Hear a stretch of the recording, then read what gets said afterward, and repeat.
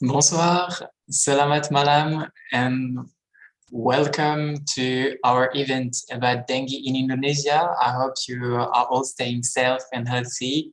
My name is Gauthier Gacouin. I work for the Scientific and Health Cooperation at the French Embassy and at the Institut Français d'Indonésie. I'll be the moderator tonight. Well, I guess now we are all used to online meetings and webinars, so I'll be quick, but I just want to remind you that your mic will be muted during the presentation so we can fully enjoy the webinar. But please feel free to ask any questions at any time in the chat box, whether it is on Zoom or YouTube. If you are more comfortable, you can ask them in Bahasa Indonesia, in English, or in French. We will translate it for you. So I hope you are all ready to know more about dengue in Indonesia, and about how actually researchers have made significant progress to address this disease. We are delighted tonight to have 3 amazing presentations coming. And our first speaker tonight is Pa Ahmad Naufal Asari. Pa Naufal is an epidemiologist and environmental health specialist with educational background in public health, environmental health, vector and ecology, toxicology, and in the epidemiology area. And now he has been working as a national staff for the neglected tropical disease, also called NTD, at the World Health Organization, WHO Indonesia, since 2015 now. And he has also been supporting WHO Indonesia in responding COVID-19 pandemic since 2020. Pa Naufal, thank you for joining us tonight. Thank you. Good evening. Good evening. So the floor is yours. I don't know, maybe you have a presentation to share. You can share it by sharing your screen. Yeah. And we'll be glad to follow you. Thank you, Chair. Let me share my screen, my presentation. Now, can you see the presentation and hear me well? It's perfect. We can hear you well and we see your presentation. Okay. Thank you. So, can I start? Sure, please. Thank you. Thank you. Yeah.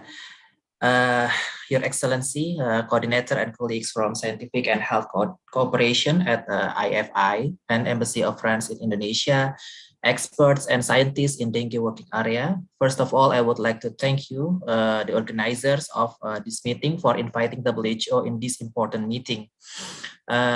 Before I go to my presentation, let me introduce again myself. I am Naufal, the National Professional Officer for NTD, Neglected Tropical Disease Program in WHO Country Office Indonesia. A few days ago, I saw a poster of this meeting with my name and title there, and I believe some of you started questioning about NTD. What is NTD? And why someone who is responsible for NTD in WHO Country Office Indonesia delivered a presentation or opening speech today? Let me answer this with an interesting picture. So this is the global burden of disease worldwide.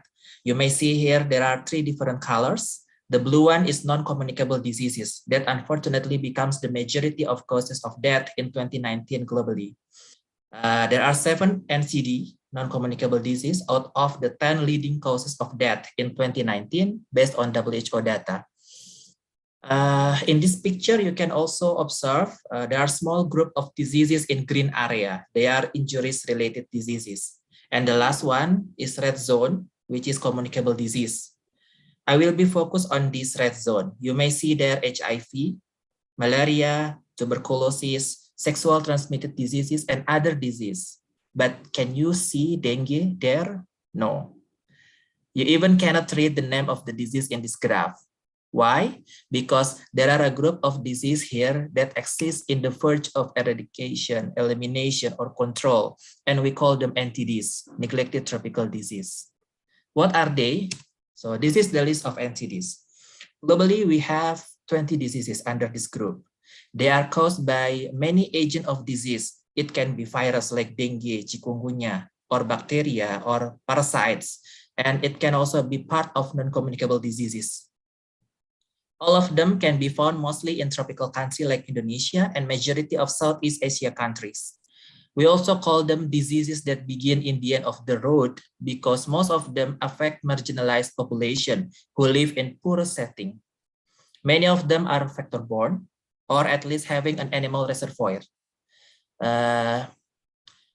Despite of the name neglected, from the survey in 2015, we understand that together they still contributed around 20 million deaths and around 1.5 billion people in the world still require treatment for NTDs.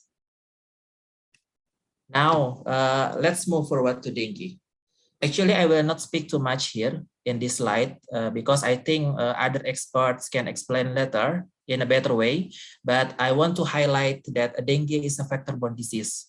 And the presence of the Aedes, the vector, plays a significant role in the disease transmission.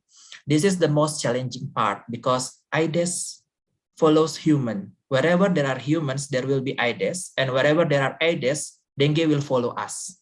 There is no specific treatment for dengue, but with a proper case management, we can significantly reduce the fatality rate in the recent decades. For you, please be careful because surviving from this disease once doesn't mean make us immune to the disease. In fact, you still can have another dengue infection with a risk to get severe dengue. In this slide, in the last bullet, this is the most important thing. The dengue control program really depends on the vector control, and health sector cannot handle this area alone. We need fully support from all of you, including academic institution and community member, to control the vector as well as the disease.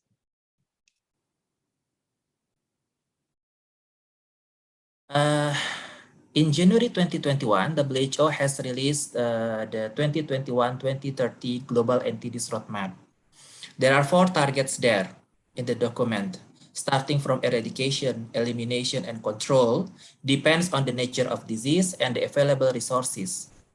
Specifically for dengue here, in the red box, you can see the target is the case fatality rate due to dengue.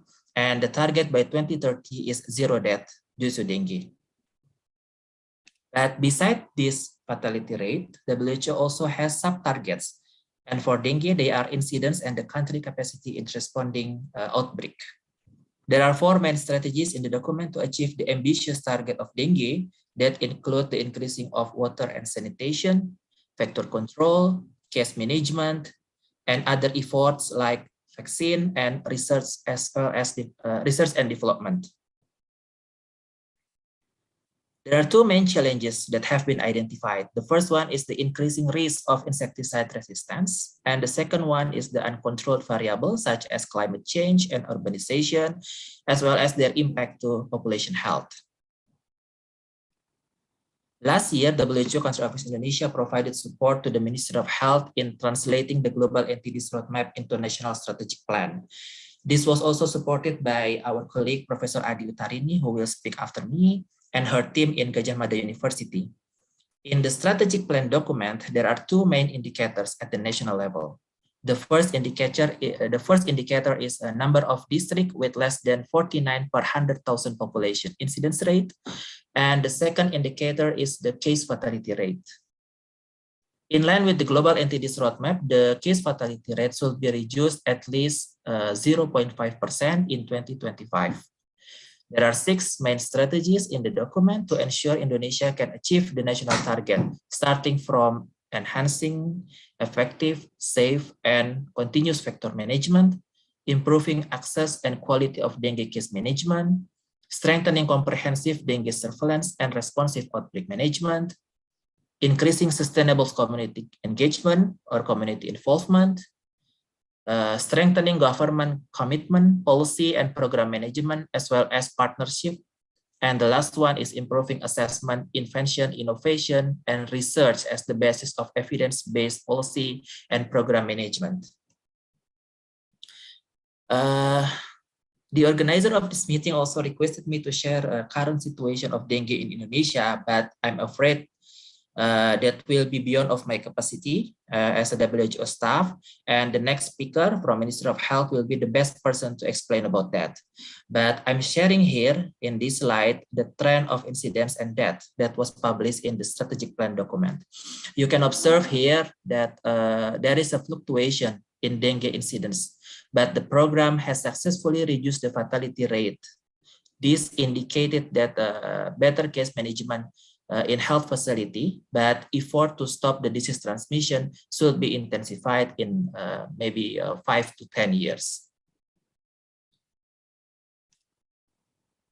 Okay, this will be my last slide. I would like to inform you that we have just celebrated the first World NTD Day on 30 January, just 4 days ago. And in this occasion, we encourage everyone from government in central and subnational level, community members, academic institutions to increase their awareness and also access to NTD's information as well as NTD services. I will stop here. Thank you very much for your attention, and I will be very happy to respond any question and feedback from participants. Over to you, Chair. Thank you. Thank you very much, Panayopal, for this brilliant start for this event. Thanks to your presentation, we understand more where NTDs stand next to the other diseases, and we also see more what are the strategies actually to control this disease and to respond to this vector-borne disease. So that was very nice. As Panayopal say, you can ask any question in the box chat. We will answer them at the end of the presentations. Feel free to ask them at any time. We will be more than happy to answer them. And as Panayopal started to introduce, our next speaker is Prof. Adi. Since 2013, Prof. Adi Utarini has been the principal investigator for the World Mosquito Program in Yogyakarta. Maybe, I'm sure some of you have heard about this program. She is also the director of the PhD study program at the Faculty of Medicine in Universitas Gadjah Mada in Yogyakarta. And we are very happy to welcome you tonight, dear Adi, and we are very pleased to follow your presentation about this amazing project and to know more about it. Thank you very much for the time, Mr. Chair, and good evening in my place where we are. And I'd like to first of all appreciate this opportunity, particularly to the head of Scientific and Technological Cooperation of IFI, French Embassy, and also colleagues and participants in this very important meeting. So thank you very much for this opportunity. And during this presentation, I think what I would like to share with all of you is about one particular challenge that we face concerning the factor control for dengue diseases, as already explained by Pa Naufal. And so I will not talk about all the challenges, but at least hopefully I'm giving you good news about one potential intervention which we did in Yogyakarta. And this work is a collaborative work between the World Mosquito Program Global and Universitas Gadjah Mada and funded by Tahia Foundation. And the work has been conducted since 2011 in Yogyakarta, Indonesia. Next slide, please. Yeah, so in this presentation, I will start first shortly about dengue, and then the main intervention that we use, which is the Wolbachia Aedes aegypti technology, followed by the latest evidence of efficacy from the trial in Yogyakarta, community and the media engagement, which is a very important aspect in this intervention, and then shed some lights on the future implementation of this intervention, and end it with a summary. So next slide, please.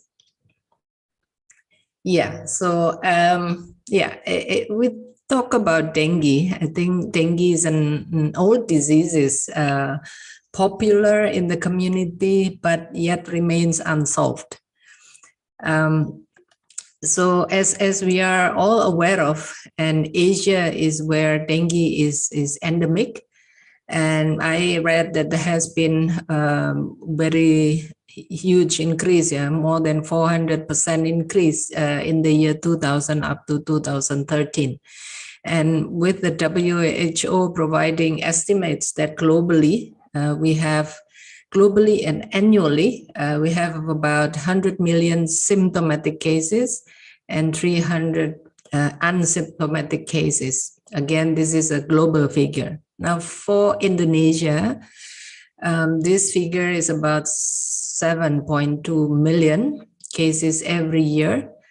And if we compare this to the number of dengue cases reported through the surveillance system, I think the 7.2 million is actually about 70 times higher than the number of reported cases in the surveillance system. So here, I think one of the big challenges is also how the surveillance system and how we diagnose dengue disease in this country.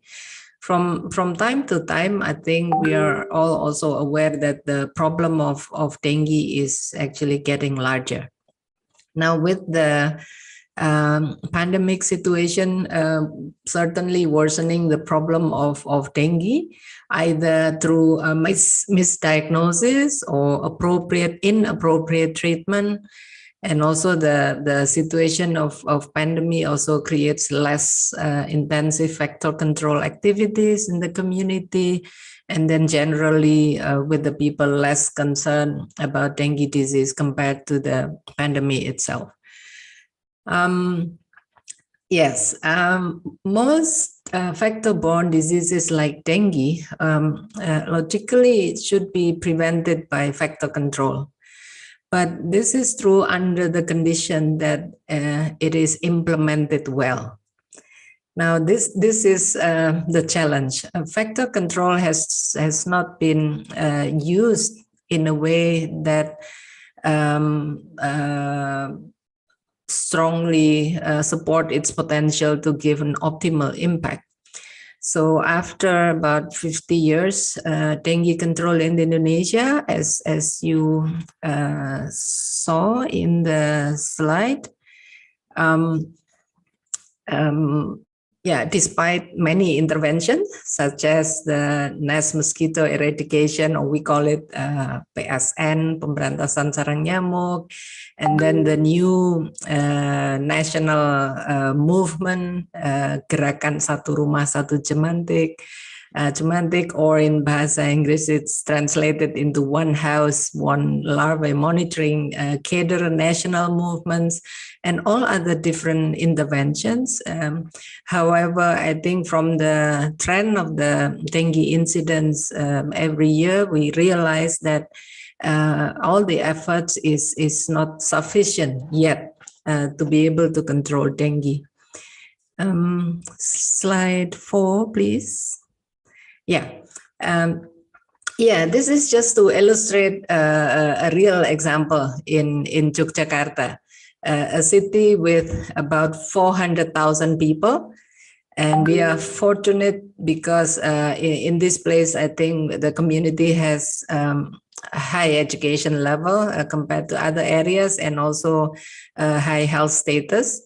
And when we measure how many mosquitoes actually are, and by putting a lot of mosquito traps, we have a pattern showing that this Aedes aegypti mosquito is actually very stable along seasons. So regardless of the season, we always have the Aedes aegypti mosquitoes with us. And when we try to count the number, it varies between 4 to 20 mosquitoes per trap per week, which is actually a lot. So this shows how challenging it is with the current already existing intervention. And I would say until now, we still live in harmony with these mosquitoes. Yeah. So therefore, a new innovation is urgently needed to strengthen the control program. And through this, next slide, please.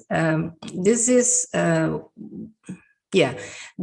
where I think already mentioned by Pak Naufal, we really need this national strategy to be able to reduce dengue, to control dengue in a comprehensive way.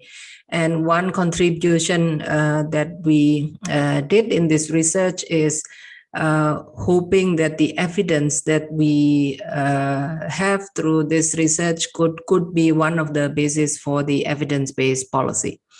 So next slide, please. And please kindly remind me of the time. Thank you. Yes, vector control is the solution, but at the same time, it's still a big challenge. Now, this is where we come in with the innovation using the naturally occurring bacteria called Wolbachia. And I just like to show a brief video about Wolbachia. So video, please.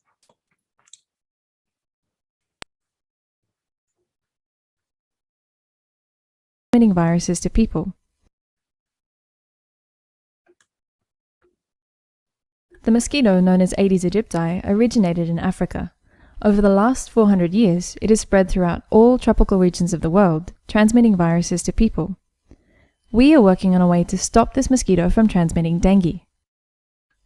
Our method uses naturally occurring bacteria called Wolbachia that live inside insect cells and are passed from one generation to the next through the insect's eggs.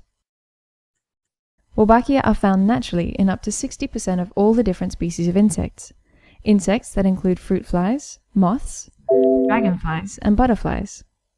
The secret to the success of Wolbachia is how it manipulates the reproduction of the insects it lives in, so to give itself an advantage. It works like this. If a male insect has Wolbachia and mates with a female that doesn't, then the eggs she lays won't hatch. If the female has Wolbachia and the male doesn't, she would lay her normal number of eggs. They would all hatch, and all offspring will carry Wolbachia. When two insects that both carry Wolbachia mate, the eggs will hatch, and all offspring will carry Wolbachia. Over a few generations, the number of individuals carrying Wolbachia increases rapidly until nearly all the insects within a population have the bacteria. We wanted to see if we could use Wolbachia as a way to stop dengue transmission. To do this, we first had to move Wolbachia into the mosquito so that it would grow and be passed between generations. Using microscopic needles, we took Wolbachia from the fruit fly and injected it directly into young Aedes aegypti eggs. It took us thousands and thousands of attempts, but finally, we were successful. We then took the mosquitoes that contained Wolbachia and infected them with dengue, and found something really exciting. The virus didn't grow well in the mosquito, and if it can't grow, it can't be passed between people. Our next step was to build large enclosed outdoor cages in northern Australia that we filled with local mosquitoes. We then introduced mosquitoes containing Wolbachia to see if it could spread into the cage population, and it did. We now wanted to test the method where dengue is found, but before we did this, we needed the government to examine the safety of our method and approve our trials. Then we needed to gain the support and approval of communities to release mosquitoes containing Wolbachia. With these approvals, we began our first open field trials in Australia in 2011. Wolbachia mosquitoes were released once a week for 10 weeks, and within a few months, close to 100% of the mosquitoes had Wolbachia. And years later, they still do. Ongoing trials in Australia and dengue endemic countries are now determining the best way to deploy Wolbachia across whole cities. It is our hope that with continued success, the Wolbachia control method will protect the health of the 2.5 billion people that live in dengue transmission areas. Thank you. So back to slide, please. Aedes aegypti originated in Africa. Over the last 400 years, it has spread throughout.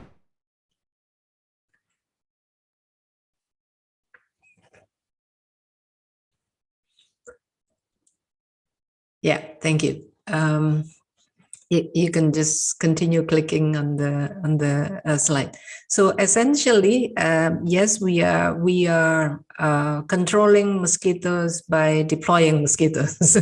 We are deploying if I may say, the good mosquitoes with Wolbachia in it, and through the mechanisms that you've already heard when watching the video, then for a period of time, when we deploy these mosquitoes to the community, hopefully they will mate with the local mosquitoes in the community.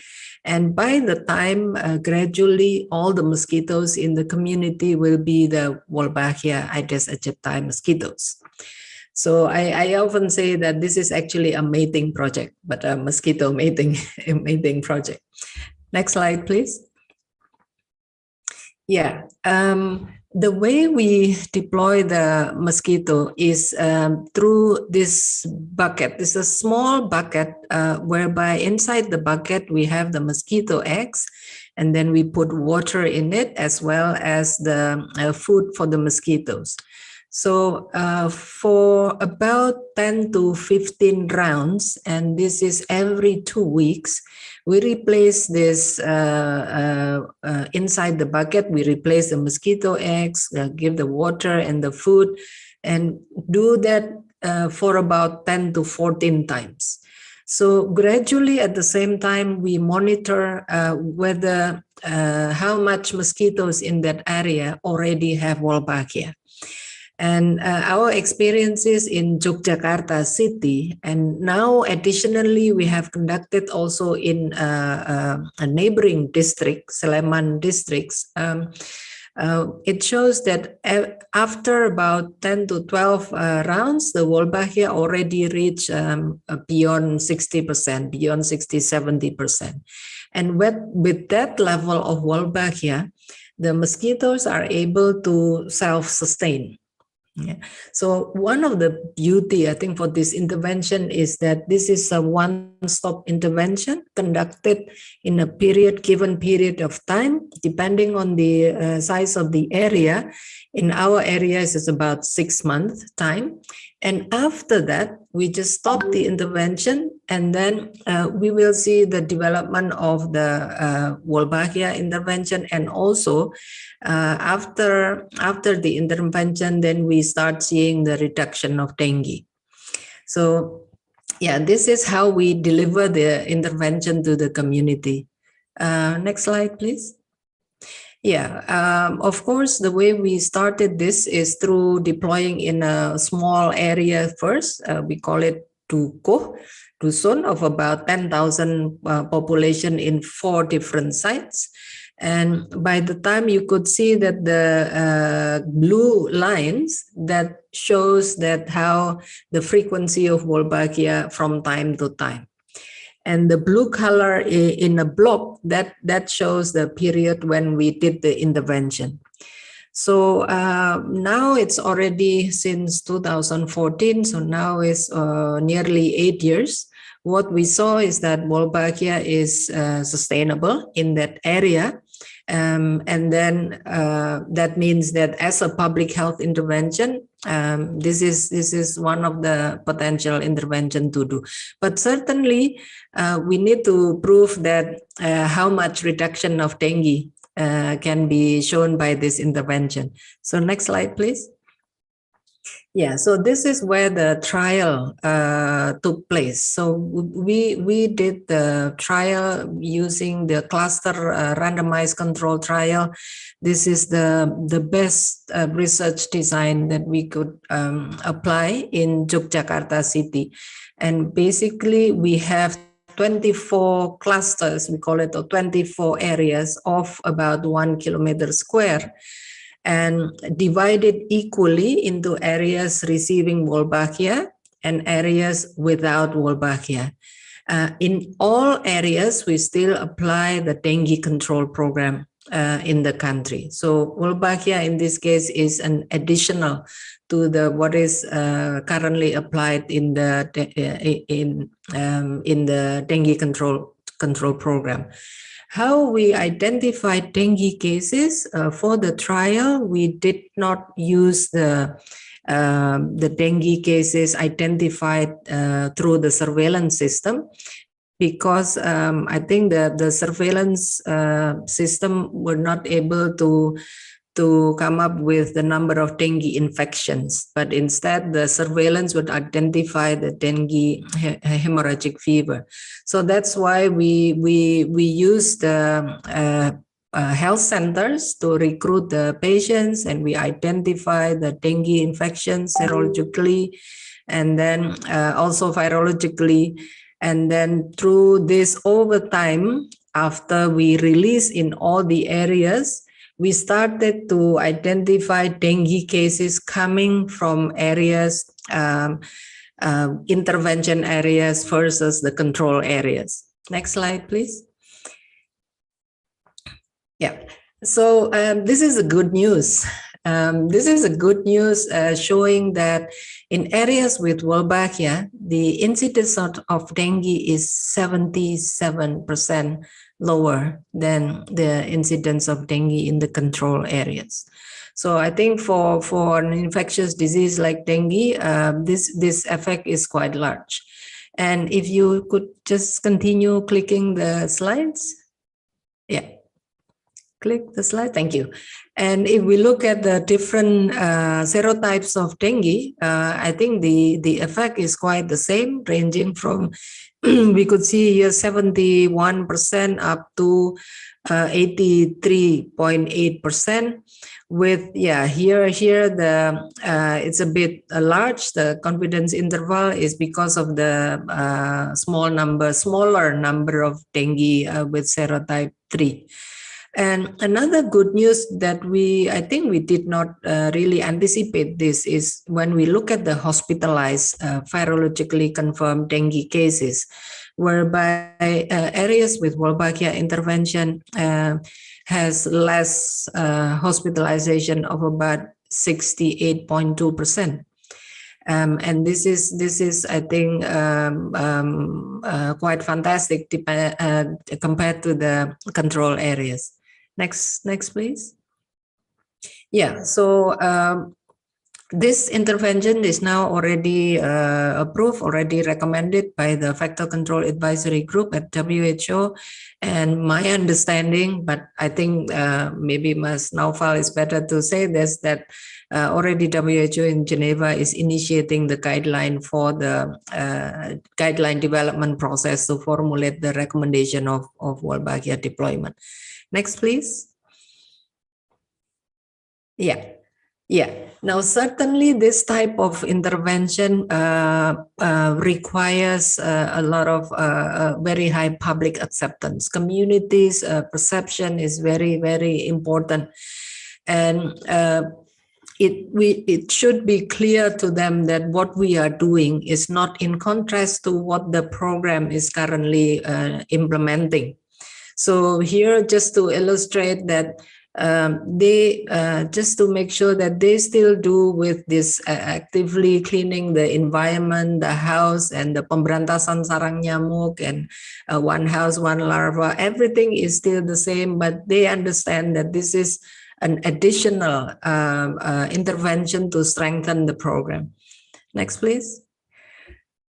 We use different ways to convince the community, including we've never done this before. We've never invited the communities to our lab the diagnostic lab, but this is, and also entomology lab, but this really is a transparent process, so that the community also knows what we are doing, and by that they could tell stories to their friends, to their families about the project.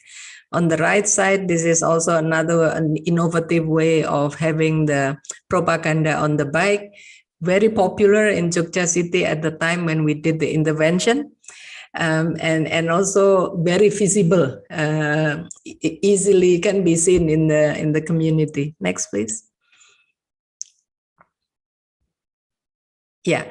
Working with media is something that I think we learn a lot through this project. I think doing this project, even to reach all the people in Yogyakarta, is impossible to do without working with the media partners.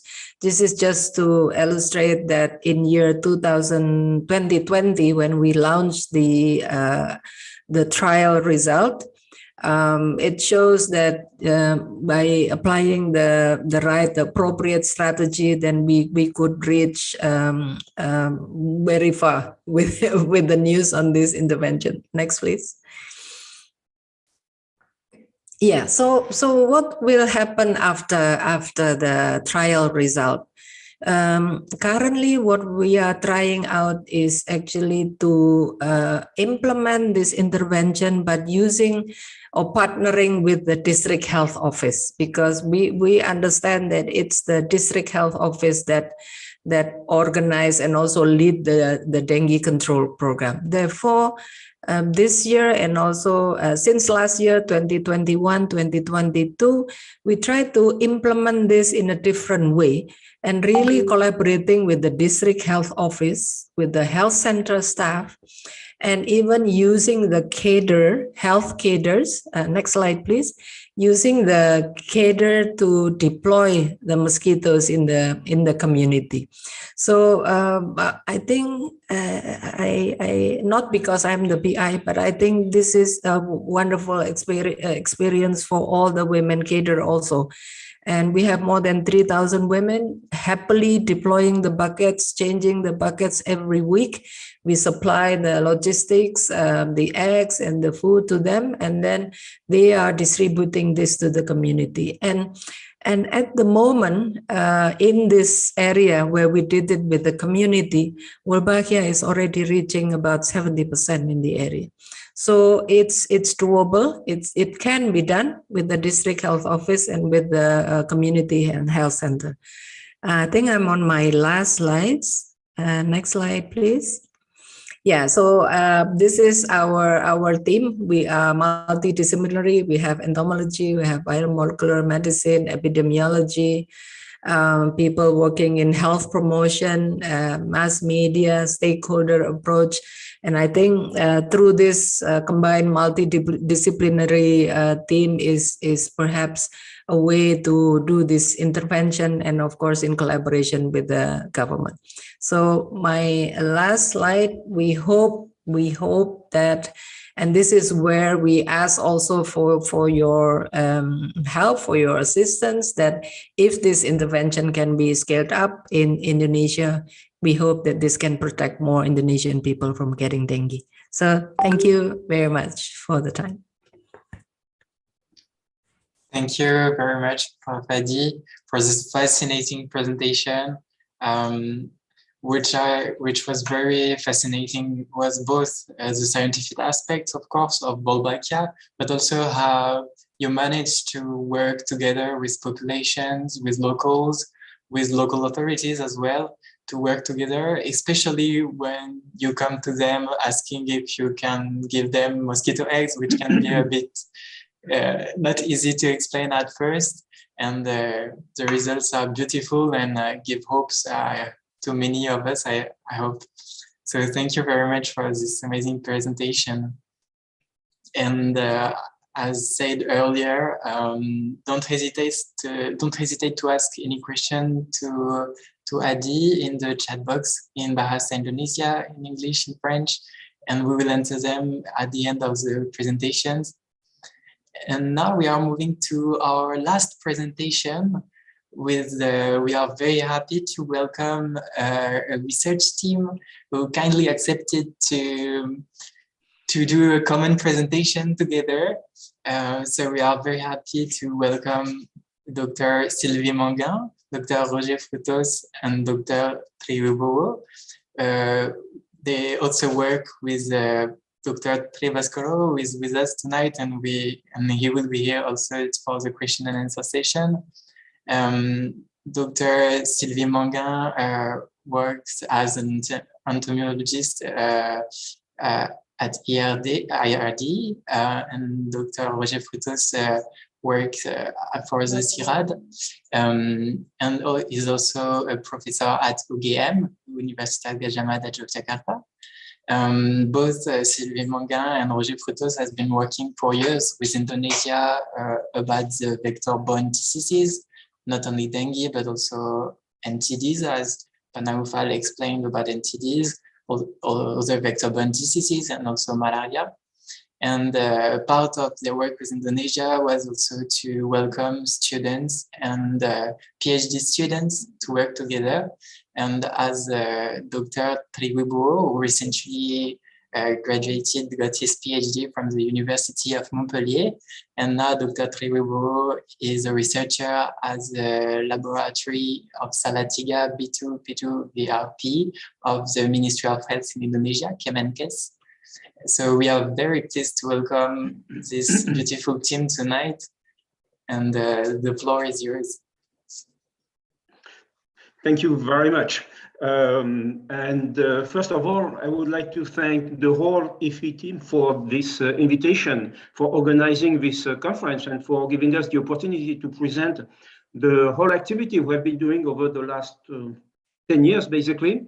I'm going to share my screen because we're going to have a talk with a free voice.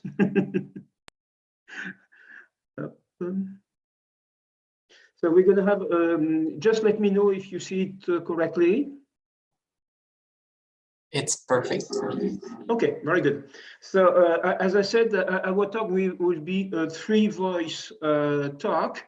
And we will, of course, mostly focus on the scientific research cooperation between Indonesia and France for eliminating dengue. And so we will be 3 people to talk.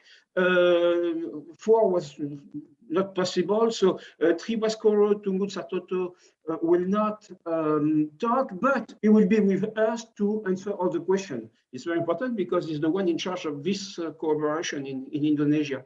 So just to introduce briefly the person who will present. So I will start, and Trevascoro will answer the question with me. So I'm here, you can guess, Trevascoro. Yes, I know the hair looked a lot darker at that time.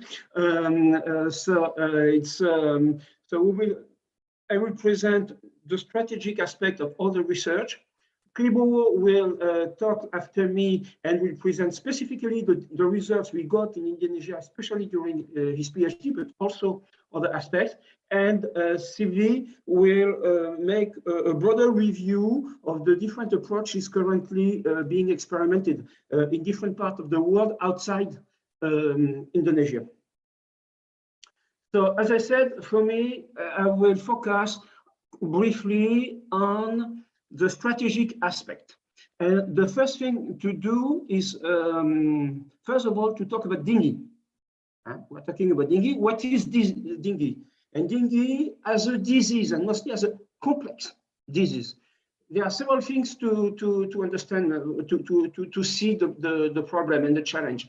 First of all, there is no treatment for dengue. So usually it's just paracetamol. There is no vaccine yet. Several are under development, but there is no vaccine readily available at the moment.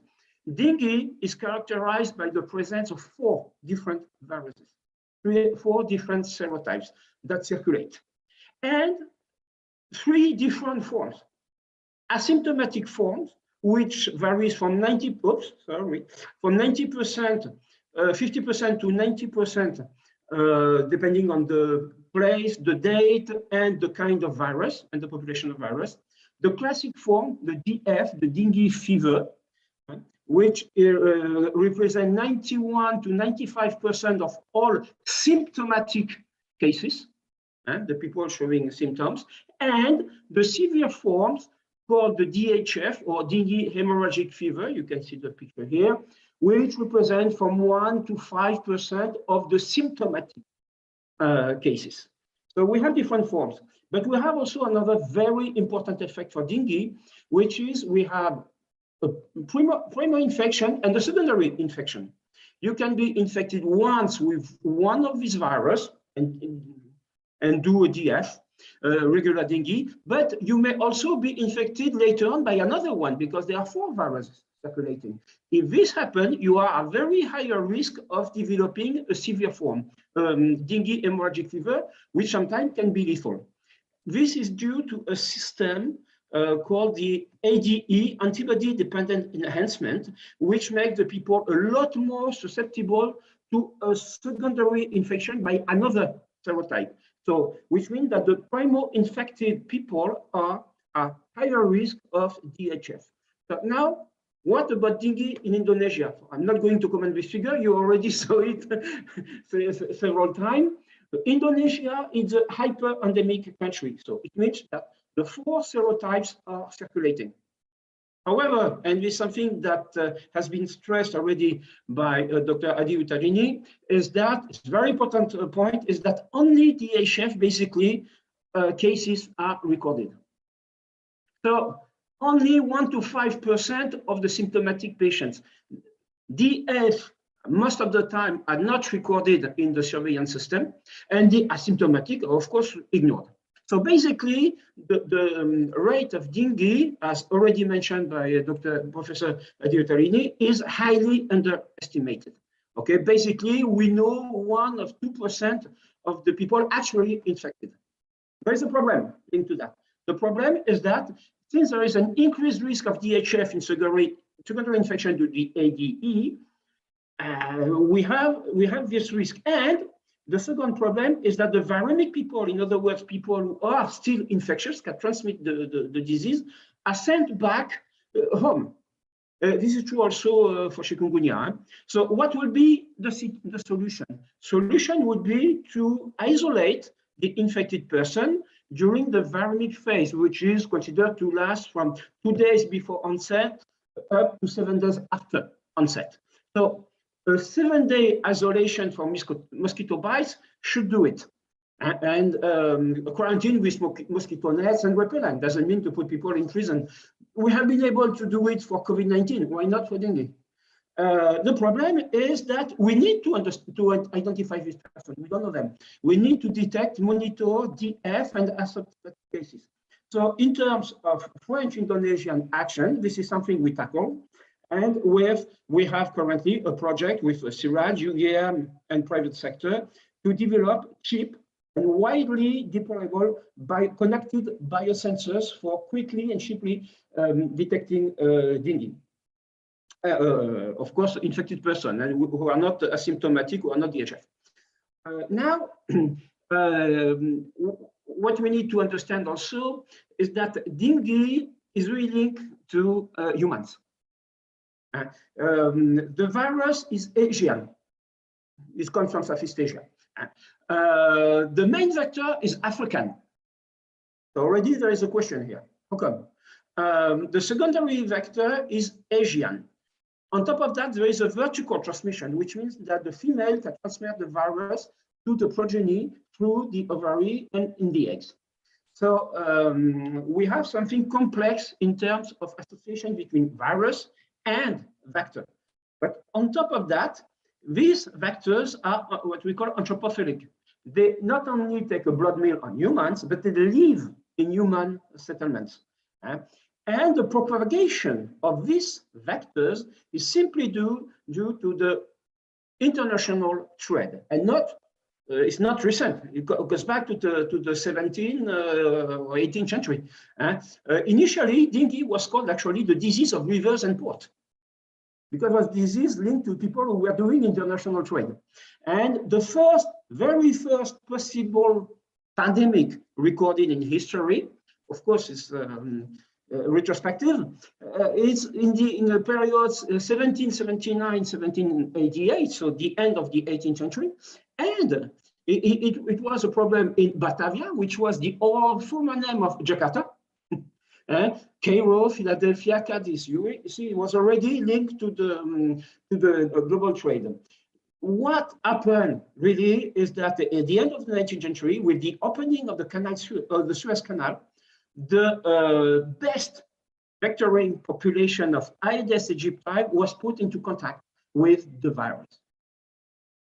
And today we continue, but we are just a lot more efficient because we carry a lot more things. And it's exactly the same thing. The dengue developed in the Pacific because of World War II.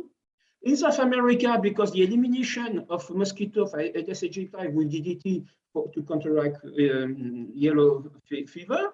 In Africa, because of trade. In Europe, also because of trade. But in Europe, it's too cold for Aegyptides. It's another mosquito, Aedes albopictus, which is coming. So we have the conclusion at that table is very important. Dengue cannot be tackled if not considering human activities, because it is an anthropogenic disease. And there is a change in paradigm. Because of the global economy, mosquitoes, Aegypti, albopictus, have spread all around the world. The modern society is also highly mobile. People travel a lot by plane. So for Aedes-borne diseases, the paradigm has changed. Humans have become the vectors of the virus, no longer the mosquitoes. So it's really anthropogenic disease. So what did we do with that about the distribution of dengue is something we studied in Indonesia for several years. We studied that in different places, well, in Jambi, Kupang, Denpasar, Mataram, Timika, so you see different provinces in Indonesia. And we found out that not all neighborhoods are equally affected. Dengue is not evenly spread. Dengue affects specifically some neighborhoods. We found a correlation with the socio-economic level. It affects mostly the higher middle class. You see here distribution, for instance, of cases in Mataram. You see it's not evenly distributed. The cultural also, for instance, Balinese culture is important, especially in Lombok, in Bali, of course, but in Lombok, where Balinese are more affected by people from another culture.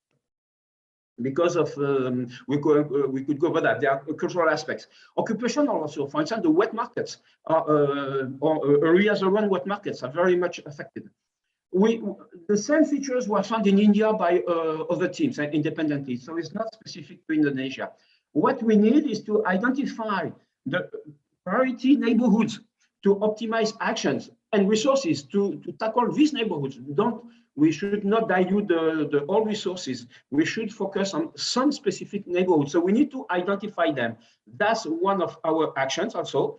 We developed a standardized GIS-driven database and mapping tool to be implemented nationwide. And this is done in connection with another project we run in the Mediterranean area on the other side of the Suez Canal. Okay, and we come back to the mobility of vectors.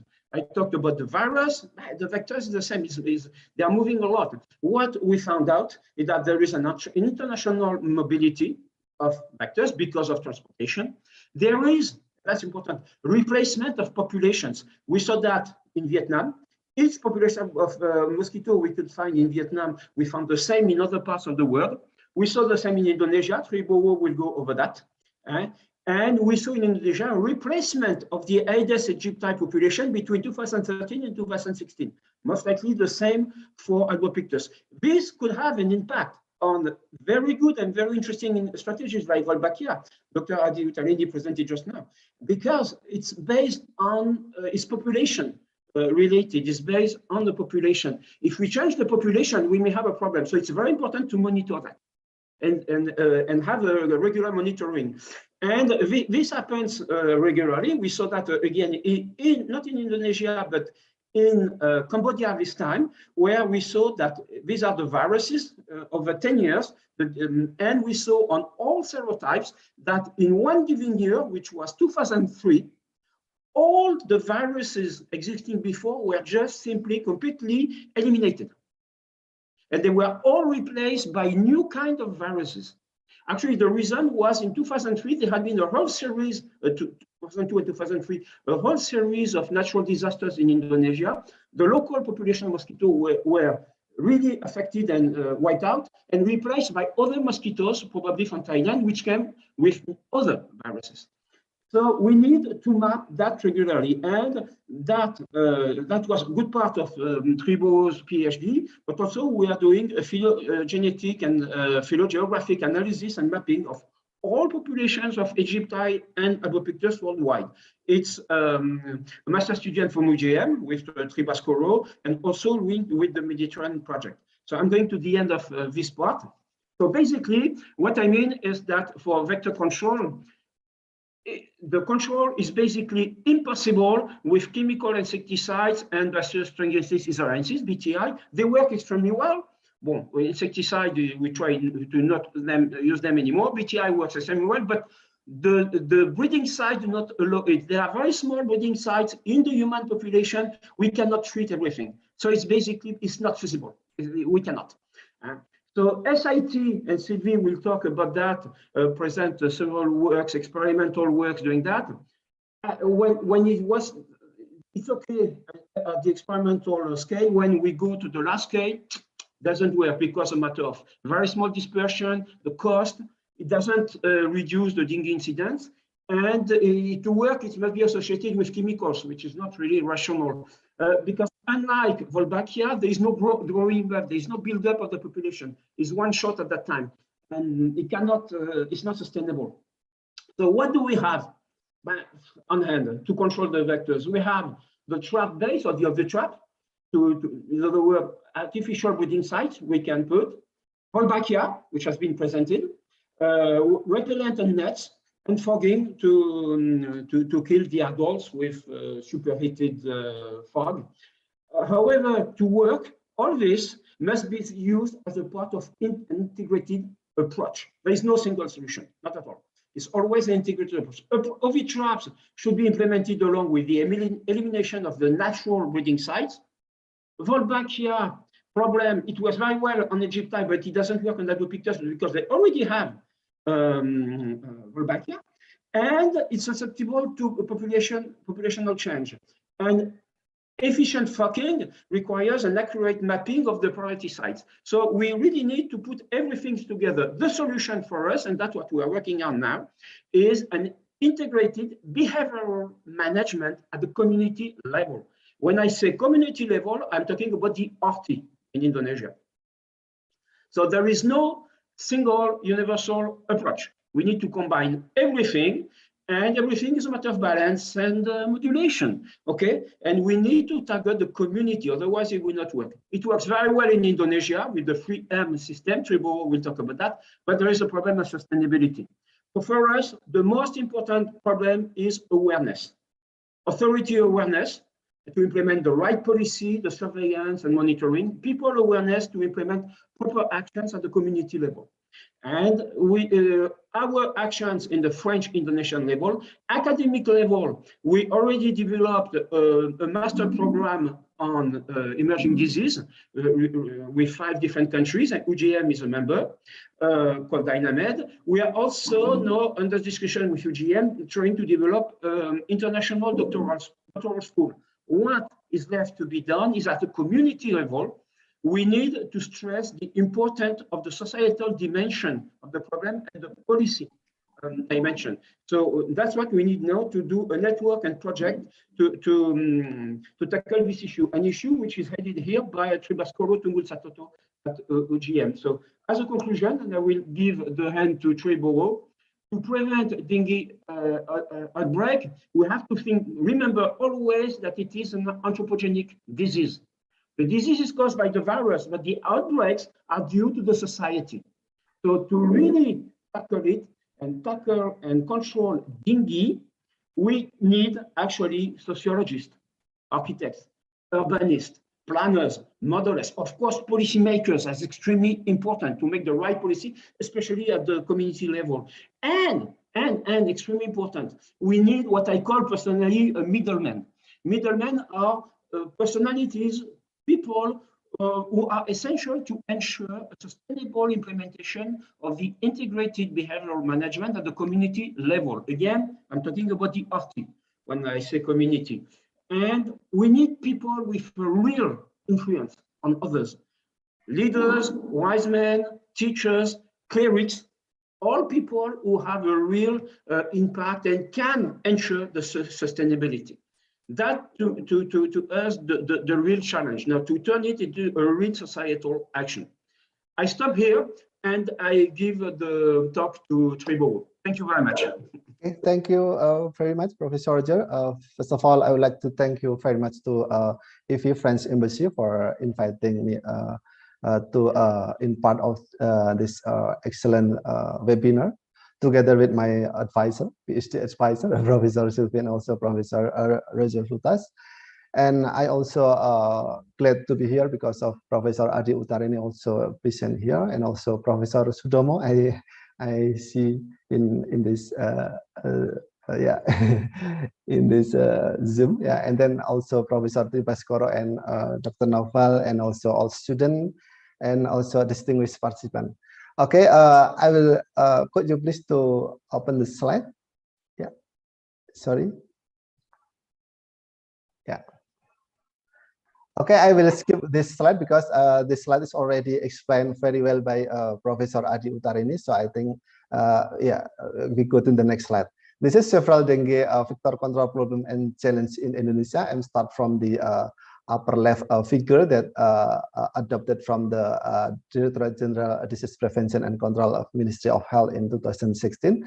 The situation of the dengue cases per month is really really interesting, because every year we have a similar pattern with the peak season always occur in the early of the every years. So I think this is the problem for dengue control in Indonesia, and still and we are still difficult to stop this. And the other problem in the lower left of the figures, we can see about the emergence of the various type of insecticide resistant against Aedes aegypti.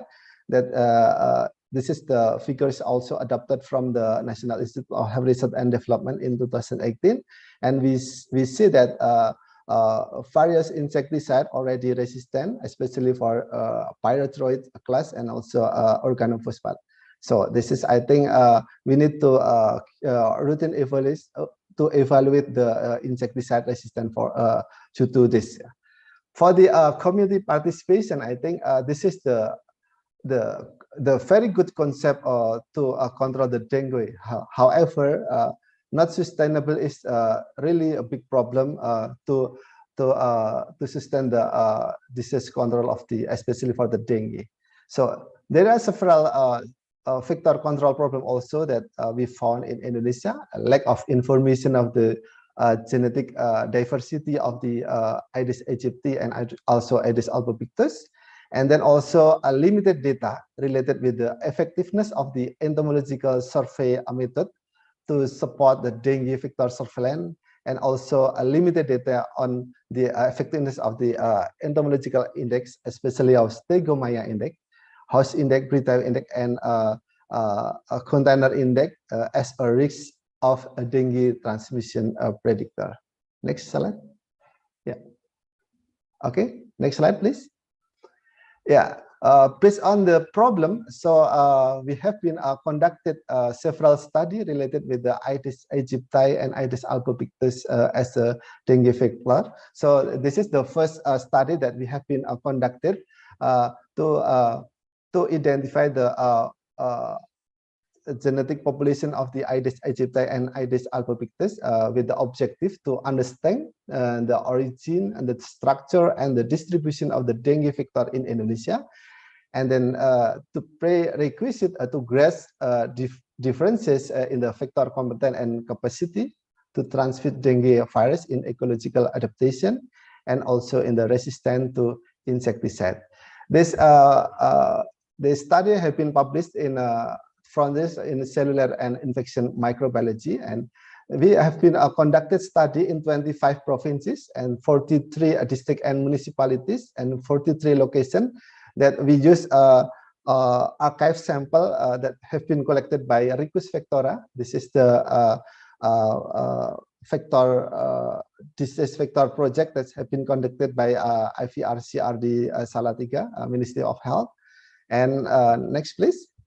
And the results show that, okay, next, please. Next slide, please.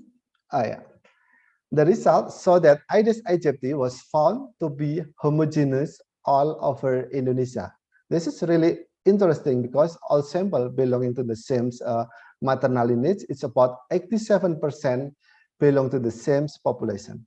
However, this is really interesting again when we compared with the Aedes aegypti population in 2013. This is really different because of the population in 2016 and 2013 is totally different in the branch of the our phylogenetic analysis. So next please. Sorry, yeah. Okay, this is the similar situation when we analyze of the Aedes albopictus. We use cytochrome oxidase 1 and also internal transcript spicer 2 to identify the genetic population of the Aedes albopictus, and the results show that our findings did not correspond to any of the sequence and haplotype reported by Mylan in 2017 and also Batavia in 2014. So this is our conclusion that a recent and fast dynamic of population replacement for both Aedes aegypti and Aedes albopictus has occurred in Indonesia. So it is a potential risk for innovative strategies for dengue vector control in the Aedes aegypti and Aedes albopictus population. So I think we need to evaluate routinely for this. Okay, next slide, please. Yeah, this is the second study that we have been conducted during my PhD program and during the last 5 years. We have been conducted to assess of mosquito collection method for the dengue surveillance. The objective of the study is to assess the relative effectiveness of the different mosquito collection method, and this paper is already published in Frontiers in Medicine. And we collected sample from the 50 provinces, 39 districts or municipalities in 39 locations, and we also analyzed sample from IVRCRD that have been collected by Ricus Vectora project. We collected sample that we differentiate sample from the larva collection and then morning resting collection and then animal baited trap and also human landing collection. The result has revealed, please, the next slide, please. Yeah. Next slide, please. Okay. Yeah. Yeah, this is our finding during the study. A total at least of 44,000 mosquitoes were collected, and the single larva method is the most efficient method. From the total of the 89 from the total of the mosquitoes, so 89 among them, 89 pools among them is dengue positive. So the most frequently of pool with positive dengue is Den virus 2 and followed by Den virus 3 and Den virus 1. Based on the FEMD analysis, we found that no correlation could be found between any method and the presence of dengue virus in the mosquito. So based on this, our analysis, there is no consistency in the efficacy of given methods and no correlation between any of the parameter considered. Yeah, this study we have also a limitation because we we did not use BG trap in part of the analysis. So I think this is also important to add in the future. So next slide, please. This is our third study that have been also conducted during last 5 years. We have been conducted a study to identify the correlation between the Stegomyia index and risk of dengue transmission. We collect sample, okay, similar with the previously. We collect from the part of the Ricus Vectora project. We collect from the 26 provinces, 78 districts or municipalities from 78 locations. We we collect data, especially for entomological data, and then dengue cases, social demographic data, and spatial data.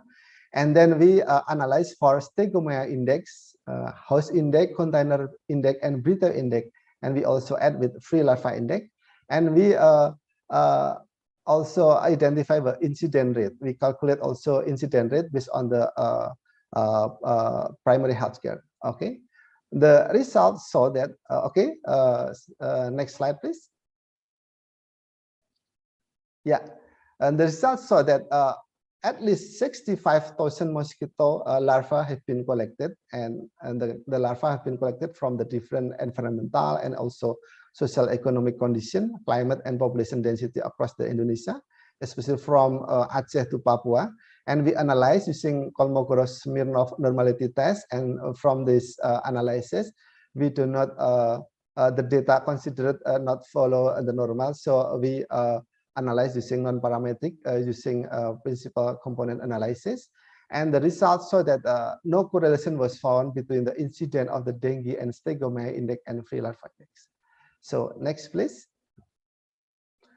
Yeah, back to the national dengue control strategy in Indonesia that already launched by Ministry of Health several years ago. The critical strategy for dengue virus and dengue hemorrhagic fever prevention and control in Indonesia is a surveillance system, and then disease management, and then changing behavior and building partnership. Of course, all of this strategy is back to the source reduction by community participation. I think we can, as Professor Roger and Professor Adi Utarini explained, that we need to combine several control effort to work together and to make it a comprehensive to control the dengue. So source reduction is the one of the best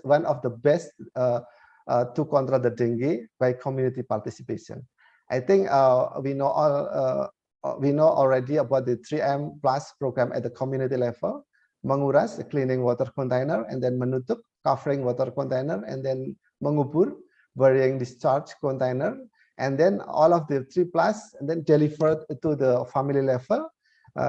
And I think a government already also launched about the program in the family level that we call it as a one house, one inspector, on one house, one identification in every family. Yeah. Okay. Next, please. So this is this is information from the DHO Semarang, especially from the Semarang city, about the success story of the dengue control in the different way that as Professor Adi Utarini explained before, that based on source reduction by community participation in Semarang city. This control program is based on the integrated information system, and all components involved in this program, and all elements also in part of this program: government, private sector, and community. So based on the integrated vector control, based on the community participation, could reduce the incident rate and case fatality of dengue. So I think this is also really good story that we need to spread also to the other location for the dengue control program in Indonesia. Okay, I think this is my last slide. I think I will deliver the presentation to Professor Sylvie. Professor Sylvie, time is yours. Thank you very much. Thank you very much, Roger and Triubowo, and thank you also for inviting me today to this webinar. I'm very happy to be with you. Is it possible to see yes, my screen? It's perfect, Sylvie. Yeah, okay. Okay. We don't see the good part of your screen, I think. No. Okay, so if it's I don't know why. Otherwise, it's okay. You can have your own screen. Okay. Thank you, Gauthier. Yeah, also I would like to talk about the lesson learned across the world and different strategy that have been developed in different countries. So on this map, you can see that there are many countries where they developed techniques such as SIT, the sterile insect technique, alone or in combination with another one, the incompatible insect technique that we talked already about. So next slide, I'm going to speak about what is the sterile insect technique briefly. First of all, there is a mass production of Aedes mosquitoes in a factory. Then during this mass production, pupae will be separated, male, females. We will keep only the small size pupae which correspond to the males. These will have radiation for sterilization, and then the sterile Aedes males will be released in the field, either by drone, by the people, the local people, or different equipment. Next, this SIT technique has been implemented in many countries, as you saw on the first map that I presented. For example, in Havana, in Cuba, 1.2 million sterile males of Aedes aegypti have been released in an area of 15 hectares during 20 weeks. And the results showed that the sterile males were highly competitive. They provided a very high level of sterility, and this population managed to fully suppress the target local population of Aedes aegypti. So the results were very interesting.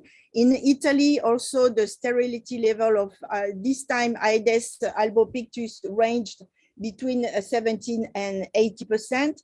And in Mexico, under field cage conditions, so not in the field, they found also that both species of Aedes aegypti and albopictus maintained their competitiveness compared to the wild males, and 88% of sterility was obtained. So very good results in experimental SIT. Next, please. And beside, so SIT, as said before, and I want to insist on that, SIT is not the magic bullet. Many countries are implemented SIT nowadays, and there is interesting experimental results. However, it's important to realize that improvement in the sterilization process is still needed to avoid somatic damage of males with the loss of competitiveness with the wild males. So the sterilized males must be competitive. And also it's very costly to have this SIT implemented, especially if we want to have large-scale rearing facilities and large-scale release of males in the wild. And another aspect needs to be taken into consideration is the sustainability of SIT, which is very hard to maintain on a long run. So next, please. If SIT is one technique that we need to keep in mind, it's also interesting to combine it with other techniques such as incompatible insect technology. such as the one that Dr. Adi Uttarani talked about with the Wolbachia. So you have here on the figure the SIT on one side and the IIT with Wolbachia on the right side. So why combining two techniques? Well, it's interesting for different aspects. One is the double sterilization process that is being assured for the sterility of males. Second, the sterilization of Wolbachia infected females with radiation will prevent the female from fertility, which is quite important. And third, if Wolbachia infected females were accidentally released in the wild, they must be sterile due to the irradiation and non-vectors due to Wolbachia. So combining two techniques will improve the vector control method. Please, next one. So this implementation of combined SIT and ITT has been done in Thailand, in Eastern Thailand, where they used irradiated Wolbachia infected Aedes aegypti males that were completely sterile and able to compete with the wild fertile males. They did a house-to-house visit and media reports to aware about the technology to the people, and the community accepted the release of these mosquitoes. So the acceptance of the people was really good. 100 to 200 sterile males were released weekly in each household. And after 6 months of sterile male release, they got a really good reduction, not on first on mean egg hatch rate. So the number of eggs were decreased by 84%, and the mean number of females per house was really well reduced by 97.3%. So very interesting result obtained in Eastern Thailand. Next, please.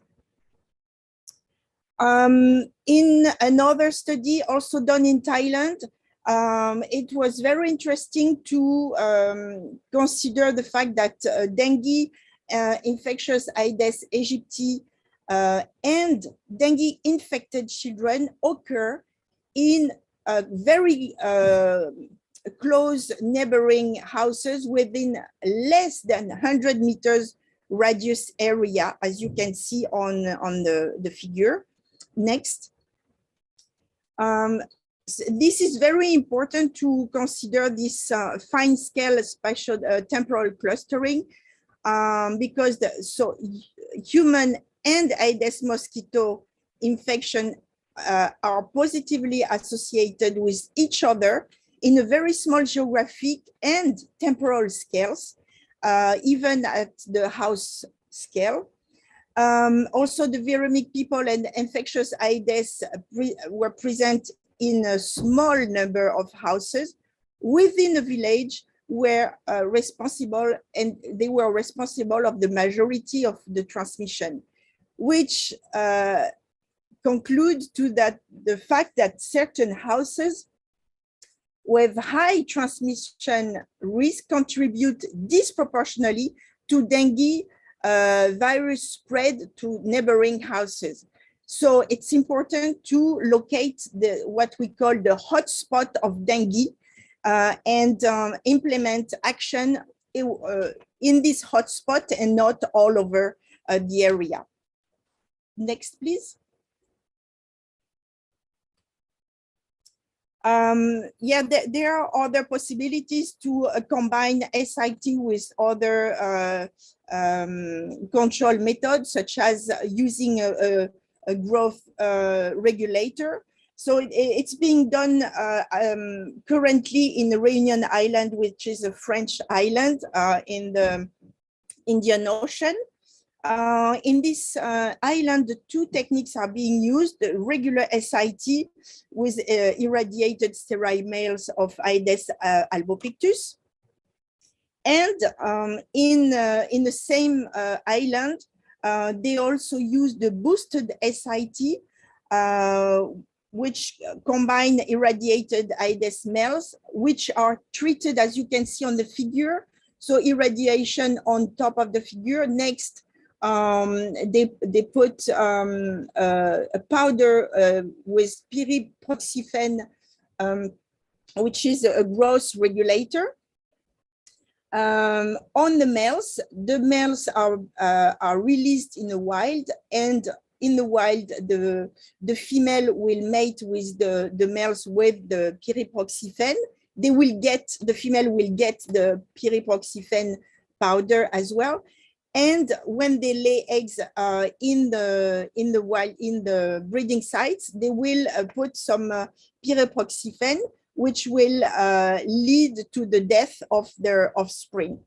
So this is also a combination of technique that is doubling the lethal effect. Next, please. In conclusion, I would like to say that, as said before, it's important to consider the dengue control as an integrated control.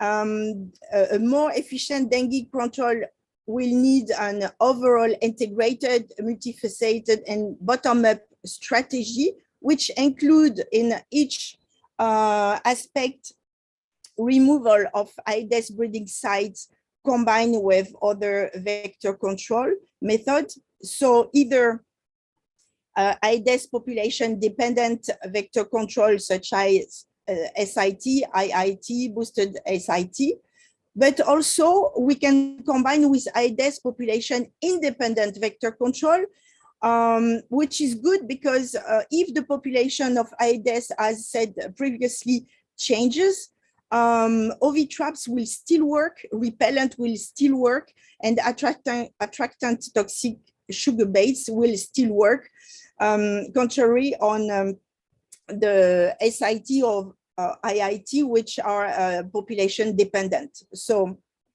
this is something to consider when vector control are being implemented in the field. The second point is very, very important, the involvement of multidisciplinary teams, including all kinds of experts, entomologists, microbiologists, sociologists, urbanists, public health manager, but most of all, and that's very important, and I totally agree with Dr. Adi Utarani, the community members have to be involved for better adherence to the dengue control strategy. This is a priority. And bottom up, why? Because a group of people at each committee level should be responsible for the deployment and sustainability of the dengue control strategy. This is the key for the sustainability of the control. Next, please.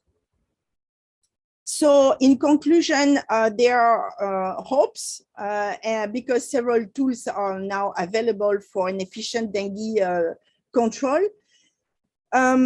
It's important to have these control efforts closely adapted to the local context. That's very important. As Roger said before, if we are in Bali, we have a certain context and we need to control the dengue considering this context. If we go to Yogyakarta, it will be another context. So that's very important to study the local context. And then when we know that, we have 5 possibilities to act, and if possible, to combine all these possibilities. First one is that dengue virus is spread by the movement of viremic humans among focal areas of concentrated, as I said and showed in Thailand, high level of transmission area.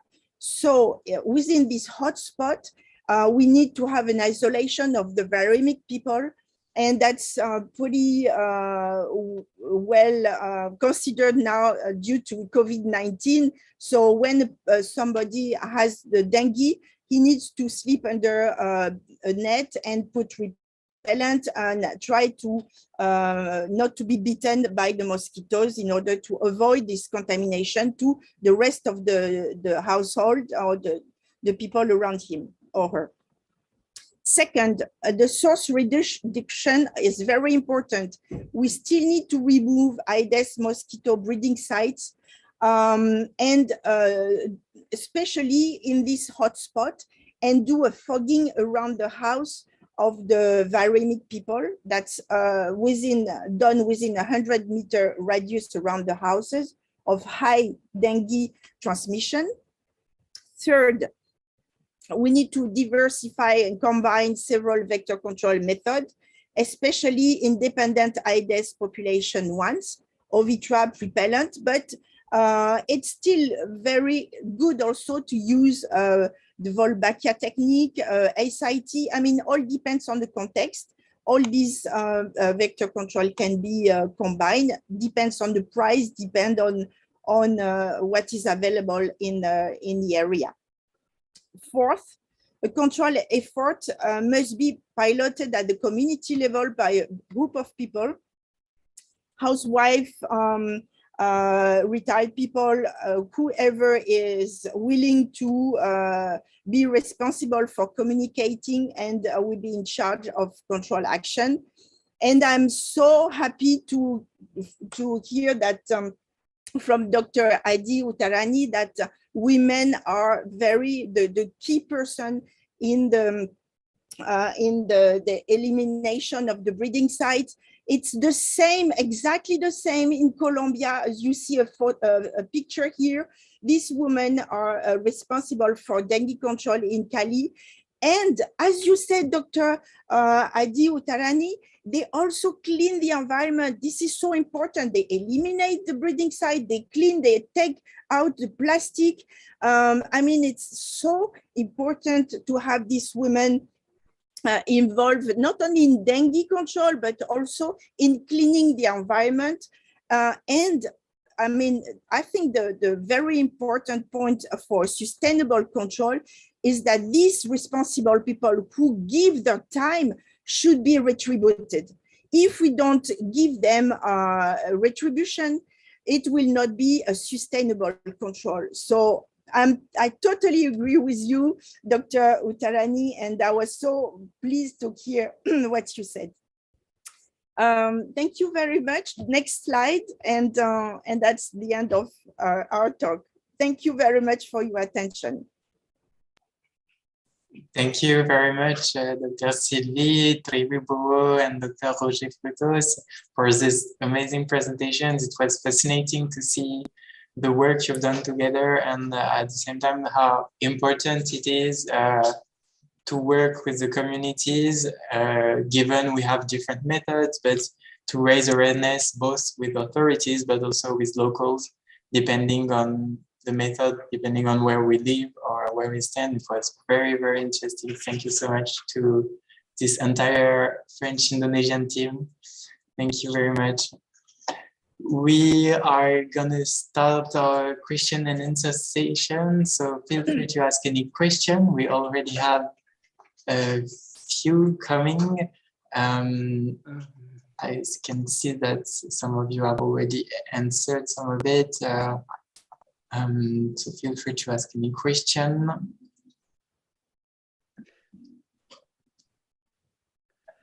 Let's start by this question from Stephanie for Prof. Adi Uttarani. It's about engaging the community to work together with you. It must have been a big effort, and how could you reach them actually, and how long it has taken? It must have been indeed difficult at the beginning, maybe. Yes, so thank you for the question. I agree with Stephanie that I mean, the technology can be a great technology, but without the community acceptance, I think we cannot do very much. So I think the important point is that we need to engage the community much before we actually release the mosquito. I think now that we already release in several areas, I would say perhaps around 6 to 9 months before we actually release the mosquito, that we need to start engaging the community.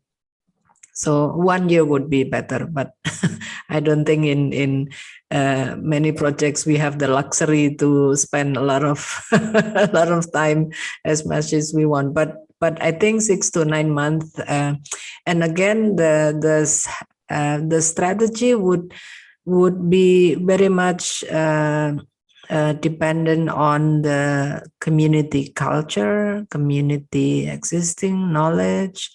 I cannot say that if I want to apply this in East Java, in Bali, or East Indonesia, then I would use the same strategy. Now, of course, we need this thorough baseline assessment on different aspects of the community. So the social aspects, I agree with Prof. Roger Frutos. Hello, Prof. I met you a few years ago when I was in the vice team. So I'm happy Nice to see you again. Yeah, different strategies that we use. I think as we release in large areas, then the media campaign, working with the medias, and that might be the backbone. And of course, in addition, then we can still do how do you say, interactions with the community. But as the areas become larger and larger, then we are getting less of a face-to-face, that type of interaction with the community. Thank you. Thank you, Prof. Adi, for this answer. We have another question for Pa Naufal, or actually maybe for Pat Kariwibo as well, and the French collaboration team, about this timing maybe that Prof. Adi mentioned, and Milo is asking about the process actually, whether it is at WHO or in global and national strategies, to take into account these new methods such as Wolbachia, SIT, and how long does it take usually to put in place this method? I don't know who want to start. Maybe I can start from global level. Okay, thank you, Panel. Yeah. So I think in each program in WHO we have we call it sometimes a staff. What's the name? Technically advisory group for each program, not only dengue. Like entities in each disease, we have each stack. And for vector control, we also have a unit called the vector control advisory group. So this group is usually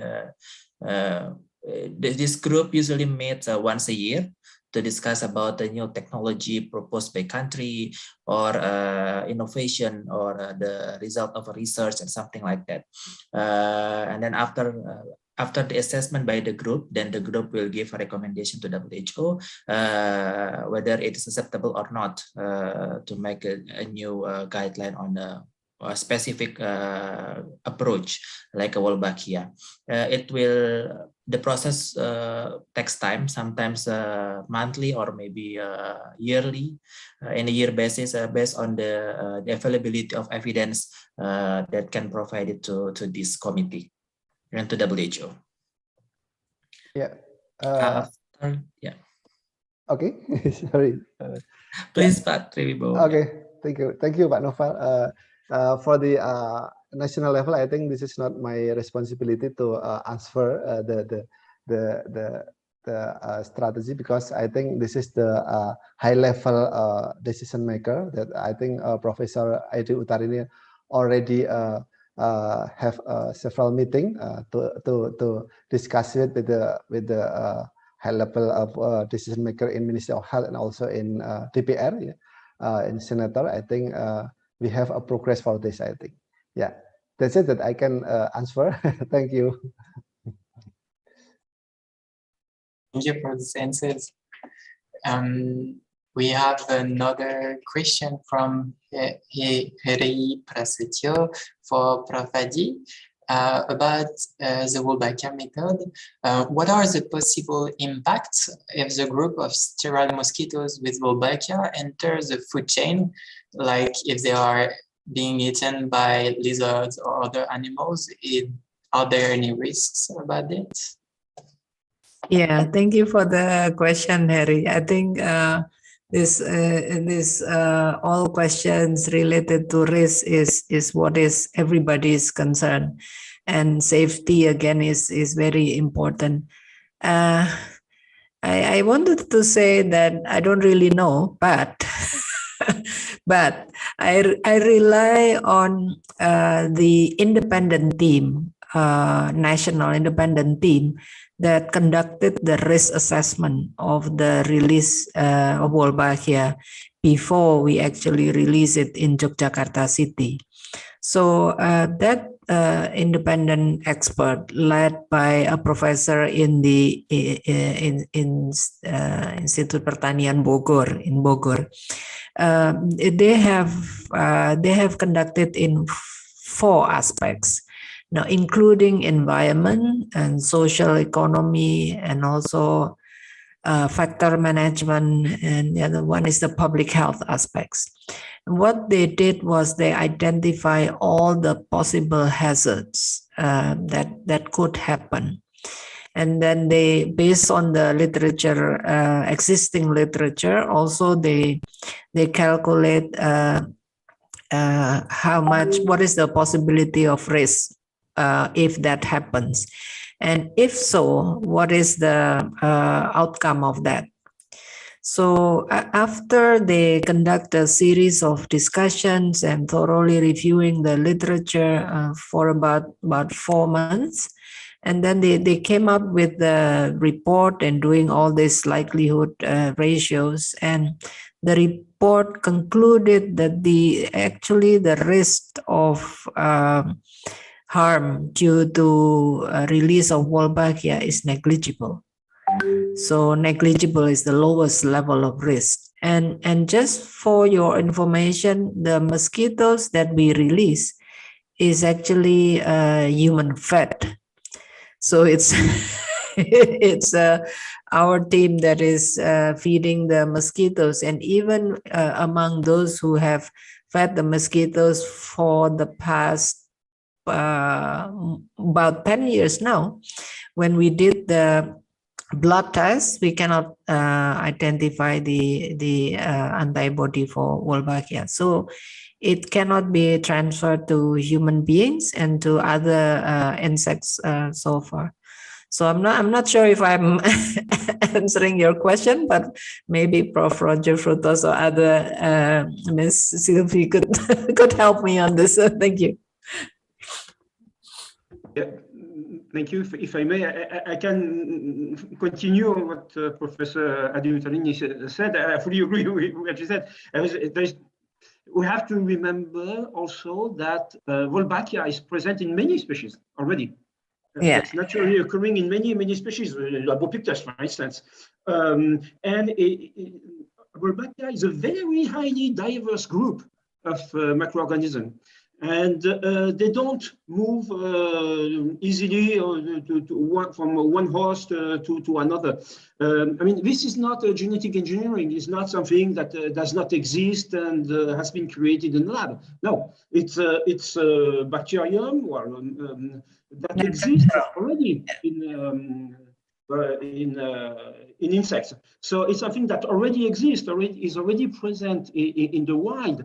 And there is no more risk if you do it in one particular species like Aedes aegypti, or one population of Aedes aegypti. There is no more risk than with any other naturally occurring population of Wolbachia. It's the same. So no, there is it's a risk that really I would say does not actually exist. Thank you, Prof. Roger. My pleasure. Thank you for this answer, Roger. Actually, so yeah, it's a good point to remember that the Wolbachia already comes from nature, let's say. So yeah, it was a good point to recall. We have maybe a last question coming from our YouTube channel for Sylvie, Roger, Trigubo, and Patrick Viscoro. Thank you for being with us. About the vector, actually the Albopictus, you mentioned, yeah, it's true that the mosquito was present in different countries, even in Europe. And the question is about how could it transmit dengue in these countries? Why is it not in Europe at the moment, or is it? It's the question. Yes, yes, it's in Europe. Aedes albopictus is in Europe, and with this vector we have dengue, chikungunya, Zika cases. Autochthonous, I'm talking about autochthonous cases. Of course, there are imported cases from people traveling from endemic countries, but during the summer, I would say from May to October, the end of October now, where during this time we have a high population of Aedes albopictus. People are traveling, they come with the virus. And so, for example, in Montpellier, where we are with Roger, we got several cases of autochthonous cases of dengue, chikungunya. Nowadays, I mean, the first cases of autochthonous dengue and chikungunya cases occur in 2010 because albopictus came into France in 2004.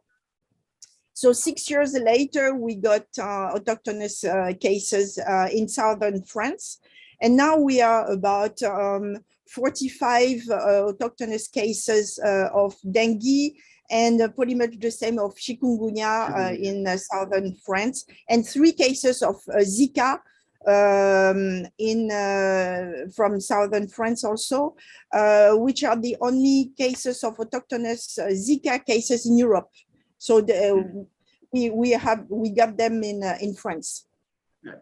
No, so yes, actually, with the invasion of Aedes albopictus, of course, we have the risk of this what's so-called tropical infectious diseases. Now they are not so much tropical because we have them in temperate area as well. Sorry, Roger. Go ahead. No, what I wanted to say, remember, that's something I stressed at the beginning. It's dengue, but chikungunya is the same, or Zika is the same. They are really anthropogenic diseases. So basically, what happened is because of global trade over the last 30, 40 years, we spread mosquitoes all around the world. So depending on their resistance to cold, they go more or less north. Aegypti is not very resistant to cold weather, so it doesn't go north, it doesn't go very south. However, Aedes albopictus is quite resistant to cold weather, so it goes more north or more south. Of course, as a consequence, in Europe, we have albopictus in many countries. No Aegypti, but albopictus. We can find albopictus now in countries like Czech Republic or Poland. It's not; these are not really tropical countries. So the term tropical is not adapted anymore. And this is over. We have brought the mosquitoes everywhere. The mosquitoes are present. They are not necessarily infected. They are present, they are vectors. Now, the vector is transported by humans from one place to another. For instance, and they move from one species of mosquito to another. For instance, chikungunya in Montpellier is a good case. For instance, the chikungunya one chikungunya that came to Montpellier originated actually in the Pacific, in the Yap Island. It was brought by one man who went from Yap Island to Saint Martin in the Caribbean. Okay, over there is spread, but on Egypti there is very few albopictus. It's spread mostly on Egypti, and also in the South American continent. And some French people who went to the Caribbean, to Guadeloupe Island for holidays, got infected over there. They came back to Montpellier, and there they were they transmitted the disease to local population of albopictus, no longer Egypti.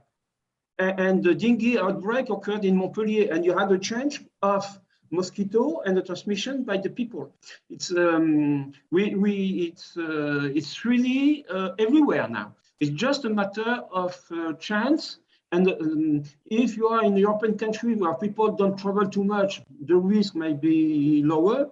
If you are in a European country like France with different overseas department and a lot of travel, the risk is higher with the dengue coming from Réunion Island, the chikungunya coming from the Caribbean, etc. So yeah, that was a very good point to remind that it's not anymore just a tropical regions diseases. No. It's about a global threat more than just tropical regions. It was a good point. Yeah. And also, if I may, Gauthier, say something else, is that we are in biology, and the biology means that it's moving all the time. And it's what Roger and Triwibowo showed in their slides, is that the population of mosquito first is moving. For example, for the Réunion Island, they didn't have albopictus before. And then the virus came into the Réunion Island with a mutation which made this virus more adapted to albopictus. And so both came into the Réunion Island at different time. And it's why we got this huge I'm talking about, it's chikungunya, sorry, not dengue. Yeah, chikungunya got a mutation which made this virus more susceptible to albopictus. And then both were in the Réunion Island, and we got this huge epidemic of chikungunya at the Réunion Island with death. I mean, it was not just sick people, but also death. And every family on the Réunion Island had several cases of chikungunya in each family. So it was, and due to this mutation, evasion of the mosquito. So what is true today may be not true tomorrow. Mm-hmm. So it's very important to have that in mind, because we need also, the mosquito is adapting, the virus is mutating, and if we think about using the same old method that we used 10 or 20 years ago, it's maybe not accurate to have a proper vector control or control, dengue control or chikungunya control today. So we need to also adapt ourselves like the mosquito. So it's very important to be dynamic. That's something we need to keep in mind. Yeah, we should really keep in mind this mutations part that we start to know about because of the current situation, but that also applies to these diseases as dengue and NTDs more generally. So that was a very good thing. Yeah, there's something very interesting about Indonesia, because we are in Indonesia, something very interesting about Indonesia and these viruses and mosquitoes, etc. The virus Sylvie is talking about is a South Central Eastern African virus, which mutated, went to the Réunion Island, Mauritius, then it moved east to India, Myanmar, Thailand, Cambodia, Vietnam, but interestingly, Malaysia, but very interestingly, not to Indonesia. And that's part of the work done by Tribo and his colleague from Salatiga, is actually the chikungunya virus present in Indonesia is not that one. It's another one. It's what we call the Asian Pacific genotype of virus. Why? That's a good question. Why these albopictus mosquitoes that invaded all continental Asia with this mutated virus, the Indian Ocean genotype, did not invade Indonesia? Is it a problem of virus? Is it a matter of mosquito population? That's a very interesting aspect to investigate. I have the question. I don't have the answer, but that is something very, very interesting. Thank you. So it means we are looking forward for the next studies of Tribu and his team. We need a PhD student. We need a new PhD student to work on this topic. Thank you. We have another question for you, Sylvie, coming from Aliela. She is wondering if we also need to strengthen dengue patients' surveillance and its vector surveillance, as actually because of the current pandemic, COVID pandemic, we could have even more dengue cases that might be underreported. And what are your thoughts about this combinations of underreported dengue cases combined with the very heavy situations about the pandemic? So I'm not quite sure about the question. So what is the fact of reporting the COVID and dengue? Yeah, maybe about the fact that we talk about COVID, and could this be an additional threat for dengue patients that we still don't report because of the COVID pandemic, that we have even more dengue cases underreported? Mm-hmm. Yeah, that's a good question. I'm not sure that there will be more dengue cases if people stay at home and don't move too much and don't go outside too much. It will lower the number of dengue cases, most likely. But what is important is that when there are dengue cases, these people should be isolated for a while in order to avoid the contamination of neighboring people. That would be very important. And another aspect also is that the diagnosis of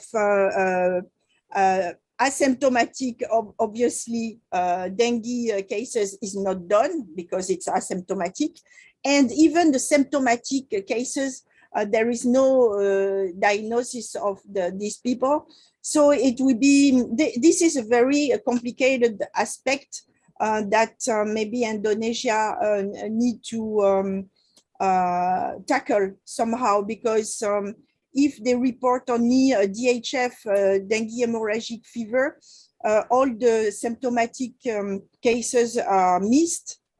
And if they are missed, there will be people infected around them. So I don't have, obviously I don't have the solution, but it's maybe because we are always talking about the vector, eliminating the breeding site, doing vector control, but we don't speak about the human part, which is obviously the part of the cycle of the dengue virus. So, and with the COVID-19, now we all know how to be isolated when we get COVID. So why not for dengue also, for symptomatic cases of dengue, we do the diagnosis. If the dengue, it's a dengue positive case, well, isolation for a few days will be perhaps very important for other people, especially if there is a circulation of different dengue virus from 1 to 4, because as Roger said, when you get a dengue, for example, 1, and the dengue again 1 later on, it's okay, you are immunized. But if you get dengue 1 and then next time dengue 2, 3, or 4, you may develop dengue hemorrhagic fever. So if you, I mean, by protecting yourself, by isolating yourself, you protect the others. It's the same principle than COVID-19. So I don't know if I answered the question properly, but that's that the was a good strategy that developed. Roger, maybe you want to add something? Well, no, just to complete, there is no correlation between dengue and COVID-19. Okay, it's however,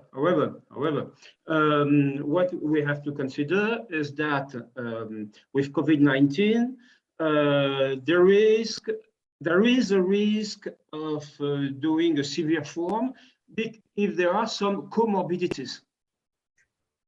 Okay, or if the person is weaker, etc. So in some cases,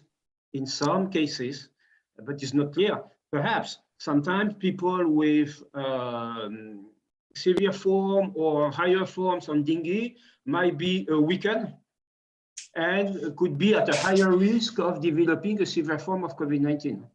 And we need intensive care. That's possible, but it's more a matter of comorbidity rather than a correlation between the two diseases.